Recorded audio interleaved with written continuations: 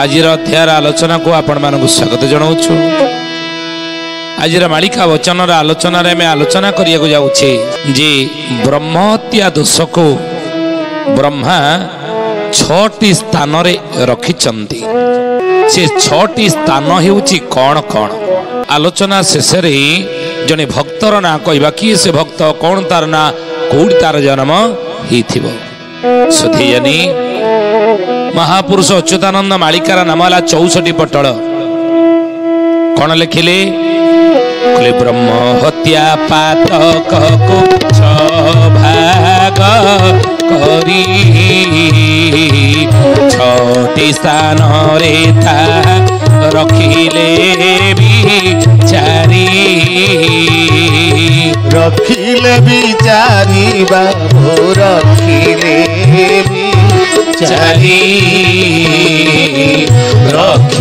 बिचारी बाबू रखिले बिचारी। ब्रह्म हत्या पातक को 6 भाग करी 6टी स्थान रे ताहा रखिले बिचारी। वेदपति ब्रह्मा सुधीयनी 6 भाग कले ब्रह्म हत्या पाप को। नहीं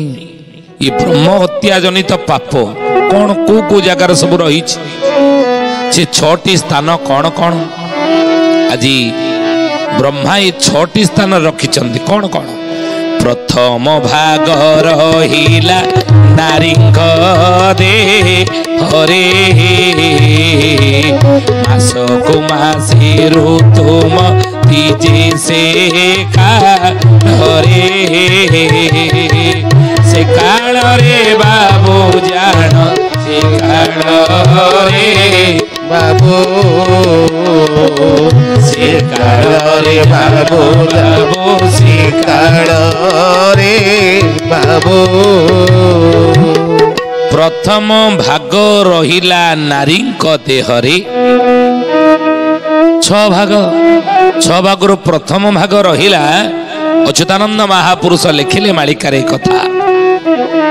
ब्रह्मा प्रथम स्थान रे रखिले ब्रह्म हत्या पाप को कोठी ना प्रथम भाग रहिला नारी देहरे मासको मासे ऋतु हेबे पुणी से काल रे मासको मासे ऋतुमती हेबे से काल रे। ज्ञानी गुणी मंडली शुद्धीयनी प्रकृतिर नियम अनुसार प्रकृति पुरुष नारी ये दुईट को संसार रे प्रकृति गढ़ी नहीं प्रकृति एवं पुरुष भगवान ये संसार रे प्रकृति आ पुरुष दुईटी गढ़ी माँ वसुंधरा ये पृथ्वी माँ रजस्वला हुई नहीं रजस्वला हुई वर्ष को थरुटी आउ से समय रे धर्मशास्त्र गुड़िक लेखा अच्छे कौन ना से समय पृथ्वी की कौन सी कष्ट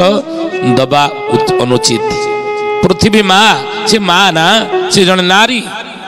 तेणु ताकू मध्य कष्ट देवा उचित नहीं। मैं जानी छे रज संक्रांति रज जो हुए प्रति वर्ष को थरे वसुमाता स्नान आमे करंती रज परे नहीं ये रज समय रे से समय रे पृथ्वी रजस्वला ही था कहीं ता ना रज ही ना धरित्री पृथ्वी माँ रजस्वला ही था से समय रे पृथ्वी माँ देखिए गोटे चाषी टी चाष करे नहीं पृथ्वी माँ को खनन करे नहीं कि कुमारी कन्या माने कौन करती ना भूमि की कष्ट दियंते नहीं कदली पाटुकार चपल तैयारी करके माटी माँ ऊपर चलते नहीं यही भली पृथ्वी माँ को कष्ट दिया जाए नहीं से रजस्वला अवस्था तले था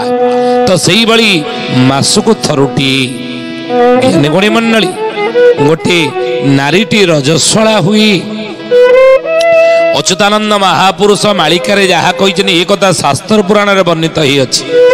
ये मासको थरुटी नारी जो रजस्वला हुई ता द्वारा कौन सी कठिन कार्य मध्य करा जाए नहीं करदेवा अनुचित शास्त्र पुराण लेखा अच्छे रोषईवास करवा रंधा बड़ा करवा विभिन्न प्रकार कठिन कार्य ता द्वारा करा जाए नाही कष्ट दिया जाए नाही कहीं ना से रजस्वला अच्युतानंद लिखिले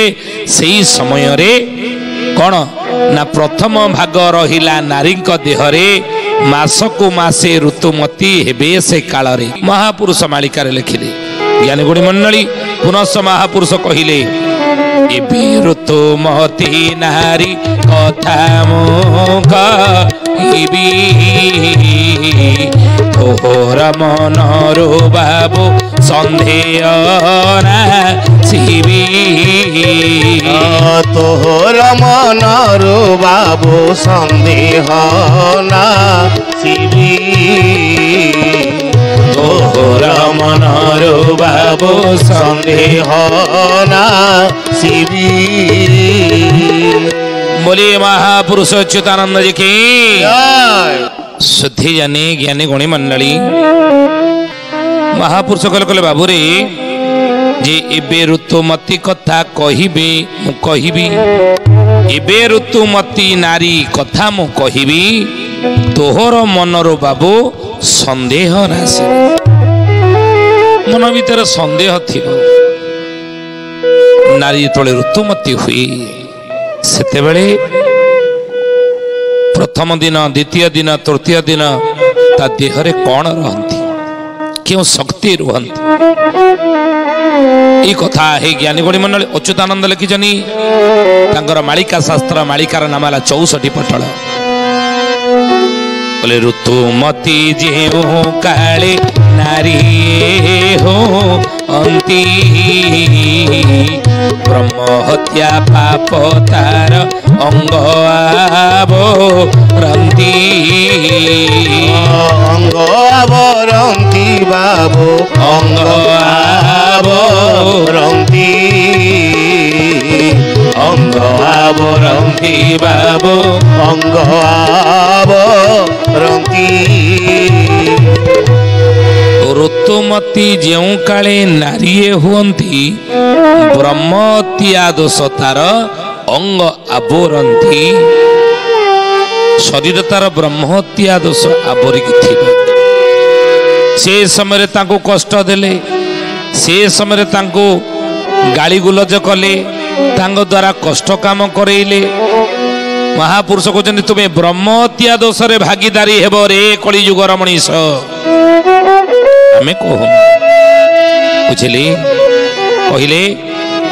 ऋतुरु प्रथम दिने चांडाली होई द्वितीय दिन रे ब्रह्म घातिनी बोलाई घातिनी बोलाई ब्रह्म घातिनी बोलाई घातिनी बोलाई ब्रह्म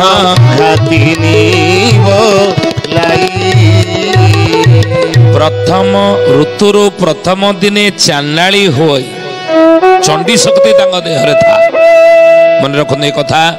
ज्ञानी गुणी मंडली अच्युतानंद महापुरुष लिखिले चंडी शक्ति तांग देहरे थाई ऋतुरु प्रथम दिन द्वितीय दिन रे ब्रह्म घातिनी बोलाई आओ तृतीय दिन रे रज